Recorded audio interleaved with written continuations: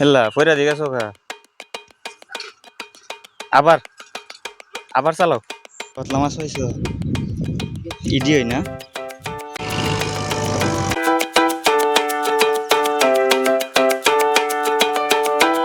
এখন গুরুস্থানের ভিতরে ঢুকলাম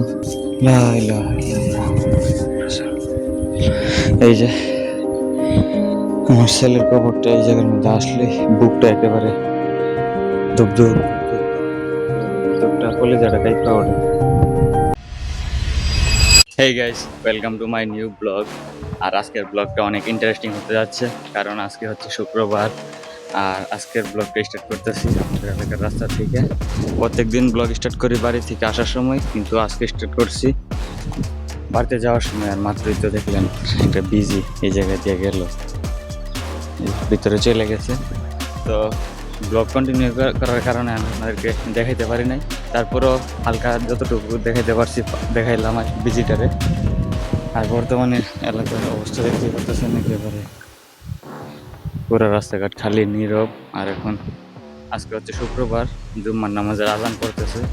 এখন বাড়িতে যাইতেছি, গিয়ে গোসল টোসল দিয়ে ফ্রেশ হয়ে তারপরে নামাজে চলে আসবো। আর আজকে রাতটা থাকছিলাম আমার শ্বশুর বাড়িতে। তো সকালে নাস্তা করে মাত্র যাইতেছি বাড়িতে।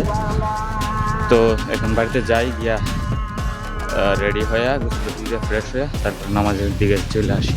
আর যে গরম পড়ছে, যে রোদ, এই রোদেটা কেমনে যাবো বাড়িতে চিন্তা করতেছি। এই যে দেখুন, আর ট্রাক্টরও বন্ধে নামছে, তো দেখাইতেছি ওইদিকে গিয়ে আপনাদেরকে।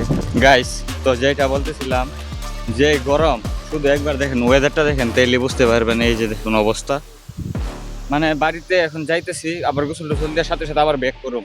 তো বুঝতেছেন অবস্থাটা কী হবো।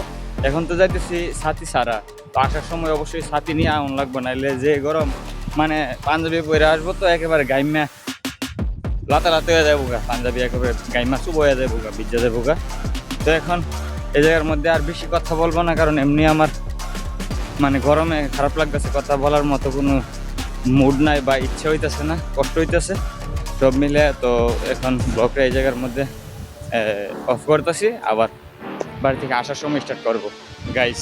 তো যেটা বলতেছিলাম, ট্রাক্টরটা দেখেন আজকে একেবারে আমার বাড়ির কাছাকাছি। এই যে, তো এই জায়গার মধ্যে পোলাপান দেখেন কতগুলা দেখাইতেছি আপনাদেরকে, একেবারে প্যাক দিয়া শুভ হয়ে গেছে, একটা চেহারা দেখা যায় না, মাটির পুতুলের মতো হয়ে যাইতেছে। এই যে দেখুন অবস্থাটা, দেখেন কতগুলা পোলাপান এই জায়গার মধ্যে, দেখছেন কতগুলা মানুষ, অনেক পোলাপান এই জায়গার মধ্যে। এই যে দেখুন কতগুলা, প্রায় 20-30টা হইব সব মিলে। এই যে একটু টায়া পড়ছে। তো এখন ট্রাক্টরটারে বন্ধ করে রাখা ওরা দুপুরের খাবার খাইবো। তো খাবার খাওয়ার জন্য ড্রাইভার ওই জায়গার মধ্যে বইছি আর কি, ওইখানে। আর সবাই মাছ ধরে দেখেন বাড়িতে চলে যাবো পোলাপান এখন। এই যে তারপরেও দেখতেছে মাছ পাওয়া যায় কিনা। আর এই জায়গার মধ্যে বগা দেখেন কতগুলো, প্রায় 100-র কাছাকাছি বগা হইব সব মিলে এখানে। তো এই বগাগুলা পোলাপানতে যে সময় মাছ ধরে বাড়িতে, এই মানে এক ক্ষেতের থেকে আরেক ক্ষেতের জায়গা মাছ ধরে শেষ করে, তখন বগাগুলা আয়া ফিনিশিং দিয়ে আর কি একেবারে সাফ করে খাইলা। আর এটা আলবাইছে, যে এটা তো পুরাটা আলবাইছে না, এই যে সাইড দিয়ে রয়েছে, আবার অর্ধেক দেখা যায়।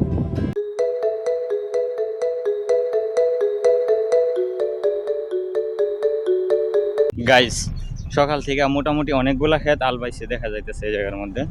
ওইখান থেকে শুরু করে একেবারে এই জায়গা পর্যন্ত প্রায় 1টা 2টা 3টা 4টা 5টা 6টা 7টা 8টা, প্রায় 10-12টার মতো এই দিক দিয়ে আলবাইছে। অন্যদিকে খাল চাষ করছে কিনা সেটা সঠিক বলতে পারতেছি না, কারণ আমি তো আর বাড়িতে ছিলাম না। আর এখানে দেখেন আরো পোলাপান এই জায়গার মধ্যে বান দিতেছে, দেখি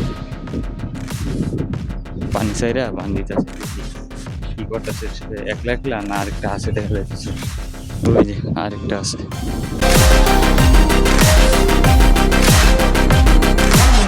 কতলা মাছ হয়েছে ইডি হয় না, অনেকে আবার হিডে হাসবা সাইডে। ভালো মাছই হয়েছে।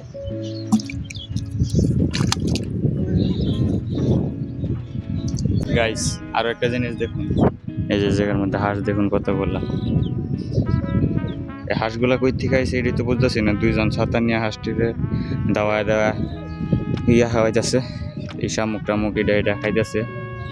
মানে একদল আমরা বাড়ি থেকে বিদায় করছি, এখন আরেক দল কই থেকে আইলো এটি বুঝতেছি না। এটি কোন জায়গার মধ্যে হাঁসগুলা রাখে সেটা সঠিক আমি জানি না। তো আমি বেরিয়ে যাইতেছি, বাড়িতে আইসা পড়ছি। এই যে বাড়ির অবস্থা। তো এখন গোসল টোসল দিয়া ফ্রেশ হয়ে রেডি হয়ে বের হয়ে যাই।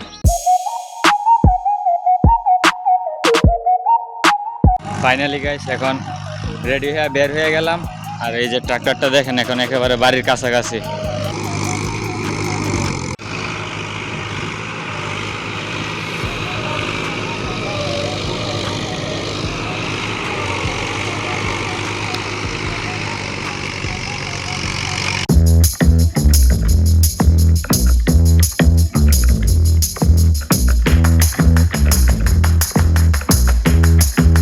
গাইস তো দেখতেই পাচ্ছেন ট্রাক্টরটা একেবারে আমার বাড়ির কাছাকাছি রাস্তার সাথের একটা জমিটা হাল বাইতেছে।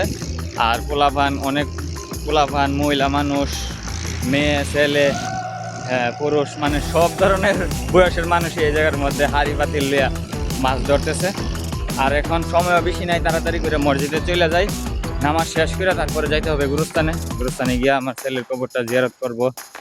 আরও যারা আছে দাদা, বড় বাপ, আমাদের আত্মীয় স্বজন সবার জন্যই দোয়া করবো। তো কবর গুরুস্থানে গিয়ে জিয়ারত করবো। তো এখন তাড়াতাড়ি মসজিদে চলে যাই, নামাজের আর কিন্তু বেশি সময় নাই।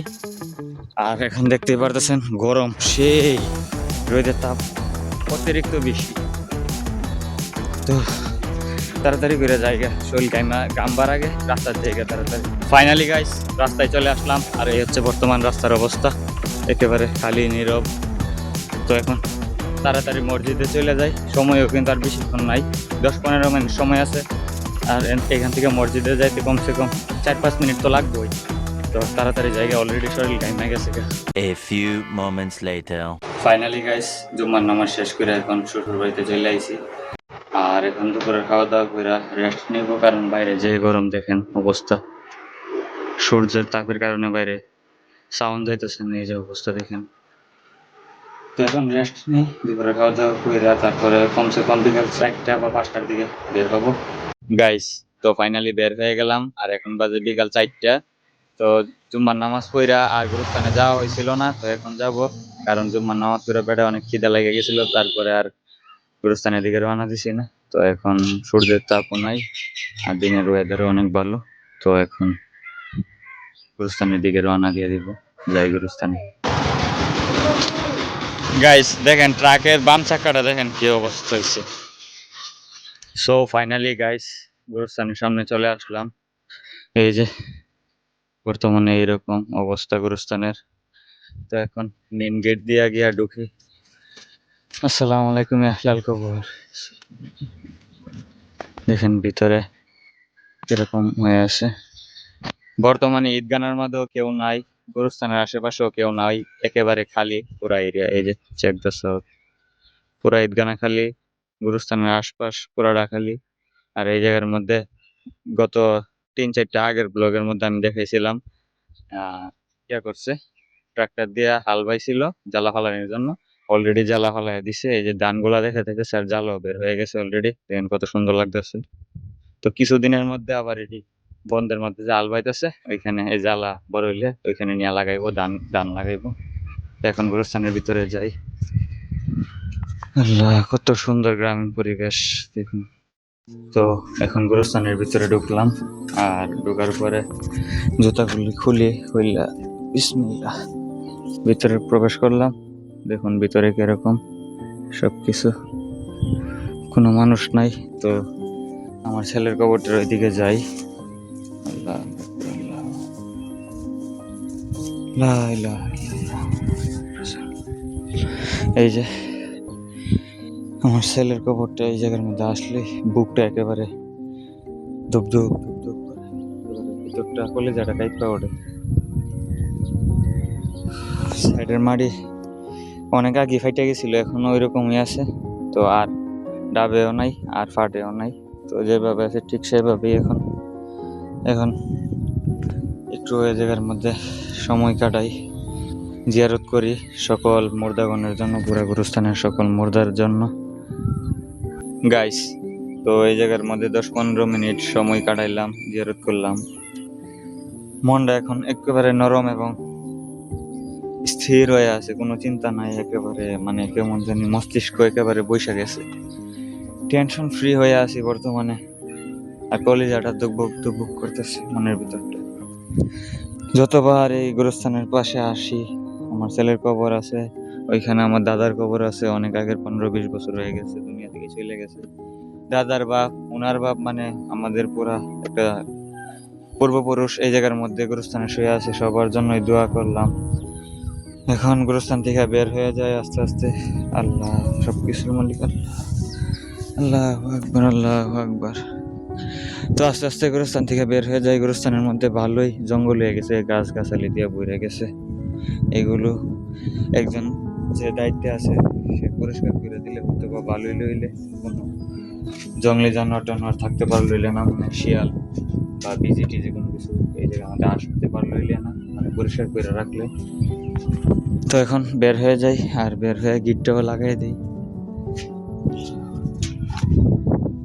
তো এখন গিটটা লাগাই দিই, আর দেখতেই পারতেছেন চারপাশের পরিবেশ।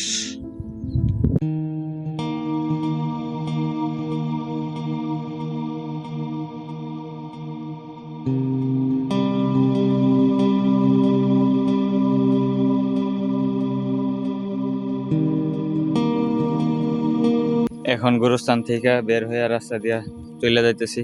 এখন যাবো মিজান মার্কেটে। আল্লাহ, এর ভিতরে যদি আসরের আজান দেই তাহলে মসজিদে চলে যাব, আর যদি আজানের তো আরো অনেক সময় আছে, প্রায় আধা ঘন্টার উপরে, তো মার্কেটে আগে যাবো, গিয়ে একটা রং চা খাবো, তারপর একটু 5-10 মিনিট জিরায়া আজান দিলে মসজিদে চলে যাব। মনটা আর মানতাছে না। আর গুরুস্থানের পাশে যে জ্বালা খেটটা লাগাইছিল গত 4-5 দিন আগে, আমি আপনাদেরকে ব্লগে দেখাইছিলাম, এক একটা কোডার মধ্যে এক এক জাতের ধান বীজ ফালাইছে। তো দেখেন জ্বালাগুলা কত বড় হয়ে গেছে। মোটামুটি আর সপ্তাহে গেলে এটি জমিতে লাগাইবার উপযোগী হয়ে যাবো। এখন তো বৃষ্টি বাদল কমে গেছে, তাই যে গত ব্লগে আমি আপনাদেরকে দেখেছিলাম আর 5-7 দিন আগের ব্লগে, যে রাস্তাটা করছে এই জায়গা দিয়া, এই যে রাস্তাটার এই দিক দিয়ে সাইডটা দেখেন, এখন মাটি দিয়া আবার করছে, নিচ থেকে মাটি দিয়া মিল করে দিছে রাস্তাটা যাতে না ভাঙে। আর পাশাপাশি এটার মধ্যে রিক্সিন পলিথিন দিয়া, ইট লাড়ি লুড়ি ডাল টাল দিয়া রিক্সিন দিয়া দিছে, যাতে রাস্তাটা না ভাঙে আর কি। আর মাটিগুলা বয়া জায়গা, বৃষ্টি আইলেও যাতে না মাটিগুলো ধোয়া গইলা যাতে না নিচে নামে, এই জন্য পলিথিন দিয়ে দিছে। আর 10-15 দিন গেলে এমনি মাটিটা বয়া যাবো, আর রাস্তাটা সুন্দর লাগবে দেখতে। আর এই জায়গার মধ্যে একটা পুকুর আছে, এখন তো পোলাপান গোসল দেয় না, কিন্তু আগে দেখছি কিছুদিন আগে এই মেরা গাছে উপরে ওইটা ফাল্লায় ফাল্লায় পড়তো, এই ডাল থেকে লুটকি হায়া নিচে পড়তো। তো আমাদের শৈশবেও তো আমরা কত দুষ্টামি কত মজা করছি, এই দিনগুলো এখন আর নাই। আজকেও হয়তো বা গোসল করছে, এই যে ভিজা দেখা যায়, এই জায়গায় ভিজা দেখা যাইতেছে, দুপুরে করছে হয়তো বা, এখন তো বিকাল হয়ে গেছে, নামাজের আগে হয়তো বা গোসল টোসল করছে। হেল্লা পয়রা দিকে চোখা, আবার আবার চালাও, হ্যাঁ চালাও সুন্দর করে। হ্যাঁ এই তো সাবাস। বাচ্চা মানুষ তো পড়ে গেছে, এখন উৎসাহ যদি না দেয় তাহলে আবার কানবো, এই জন্য আবার উৎসাহ দিয়া বললাম যে ওইটা আবার চালাও। তো এখন চালাইতেছে, এই যে আবার আইতেছে, দাও জোরে ভাড়া দাও, এই তো সাবাস। গাইস, তো ফাইনালি মিজান মার্কেটের সামনে চলে আসলাম। কাজের ভাইয়ের দোকান খোলা, সিন্টু কাকার দোকানও খোলা। এখন গাইস মার্কেটের মধ্যে আইসা কাদের ভাইয়ের দোকান থেকে একটা বুলডোজার আর একটা ফার্স্ট চকলেট ব্র্যান্ডের রুড়ি নিয়ে নিলাম। এখন বসে এটি খাই, তারপরে একটু রেস্ট করি, আজান দিলে আবার মসজিদের দিকে চলে যাব। তো গাইস এই জায়গার মধ্যে বসে রেস্ট করতেছিলাম আর গোপাল বার দেখতেছিলাম, তো হঠাৎ করে চাই দেখি গাইস এই টাওয়ারটার থেকে একটু উপর দিয়ে একটা ফ্লাইট গেছে মাত্র এইদিকে, আমি ব্লগে নিতে পারি নাই, একটা ফ্লাইট গেছে এইদিকে। তো ভাবলাম ব্লগ স্টার্ট করি আপনাদেরকে দেখাই, কিন্তু ওই সময়টা হয়েছে না, আমি ব্লগ স্টার্ট করতে করতে প্রায় অনেক দূরে চলে গেছে। ওই যে পিছনে দেখেন আপ দেখা যাইতেছে, ওই যে ওইদিকে প্রায় আবের ভিতরে ঢুকে গেছে। এটা সম্ভবত ওই ইন্ডিয়ার যে ত্রিপুরা আছে আমাদের ব্রাহ্মণবাড়িয়ার পাশে, ওই ত্রিপুরা এয়ারপোর্টে সম্ভবত ল্যান্ডিং করবো, এই জন্য এত নিচ দিয়া ওইদিকে গেছে।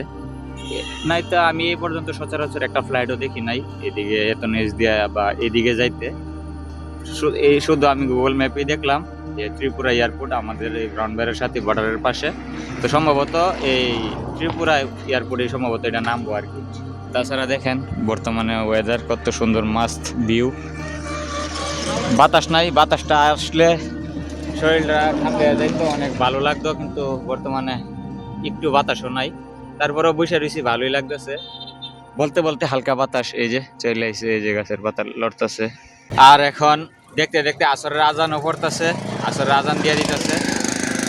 তো আর বেশিক্ষণ বমো না, এই জায়গায় মসজিদে চলে যাব, নামাজ টামাজ পড়ে আইসা আবার রেস্ট করব বা মার্কেটে বসবো। তো উঠে এখান থেকে যাই মসজিদের দিকে।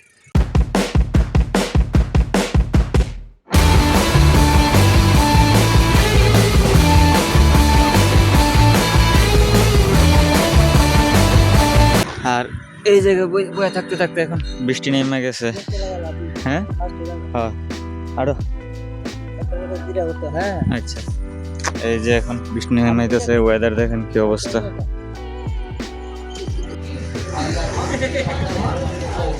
তো ওইখানে বসে আছিলাম, বৃষ্টি নেমে গেছে, তো আনিসবের দোকানে আইসা এখন রং চা খাইতেছি। সেই একটা ওয়েদারের সাথে একটা ফিল আইতেছে শোল্ডারের মধ্যে। এই যে বৃষ্টি পড়তেছে হালকা হালকা করে, এই যে নিচে দেখুন ফোঁটা পড়তেছে।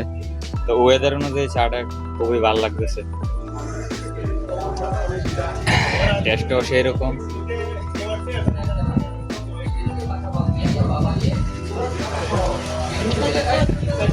গাইস, তো বর্তমানে দেখতেই পারতেছেন ওয়েদার এইরকম, মাগরিবেরও আর বেশি সময় নাই। তো আই হোপ আজকের ভিডিওটা আপনাদের অনেক ভালো লাগবে। ভালো লাগলে অবশ্যই like comment share and subscribe করে দিবেন। Thank you so much for watching.